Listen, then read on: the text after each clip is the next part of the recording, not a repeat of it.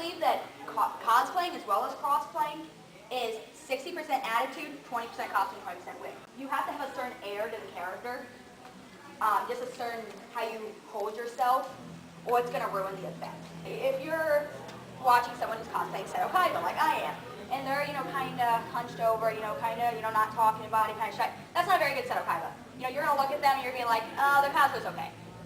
Because they're just not dominating the air of authority that you relate to Seto Kaiba. But that'd be like if you're seeing someone who's cosplaying Fluttershy and they're like, party! Woo! You're just like, really? That's not okay. It's... You're going to do that, be Rainbow Dash. Yeah, and I'm not saying that you have to totally be in character all the time in a con, but it does make it part of the fun. So I'm going to touch on real quick do's and don'ts for costumes and wigs. One thing is, with costumes, I do not recommend anything reflective. And you're going to see a lot of costumes sold pre-made that are made out of stuff like leather. Satin. Satin is terrible. If anyone ever tries to sell you a costume made of satin, punch them immediately in the face. Under these kind of lights, that's going to be blindingly bad. The main thing is it's going to pick up all color, all light, and reflect it, and it's not a natural looking. But if you can avoid leather, do so because it's terrible. This is coming from someone who cosplays Sephiroth and Dante. Those characters exist in a world where leather moves like cotton. Where you can have a leather coat and it moves like a piece of paper. That's not how it's going to be on you, I promise. It's going to be heavy, it's going to weigh you down, and then after about a year, it's going to smell. And you can't really get it clean. You can take a rag and you can wipe down the inner lining all you want, but that doesn't quite ever get into it the way it needs to. It doesn't particularly look good unless you get an extremely expensive, extremely high quality pleather, which is what my Sephiroth coat's made out of. Those aren't too bad, but you do still run into the same problems. They can't really be clean. They're heavy. They're hot. Like if you're doing Organization 13 of any kind, any of the nobodies, go ahead and get the cotton ones. They look they look better than the leather ones, to be honest. A friend of mine did Axel, and he had the full leather, and he just killed himself in it.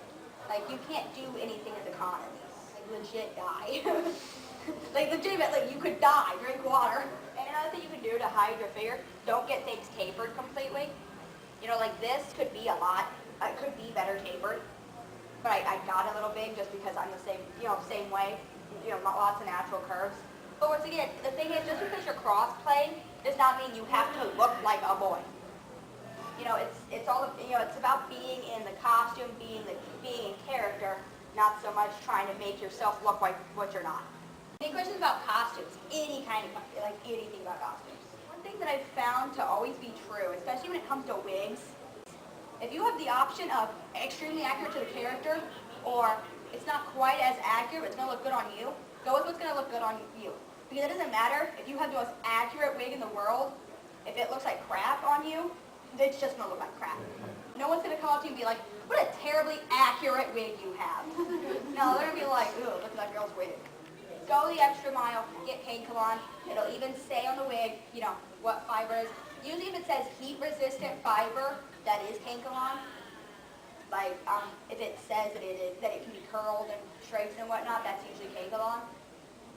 But it's usually better if it actually says Kankalon. And it's spelled exactly how it sounds like it should be spelled.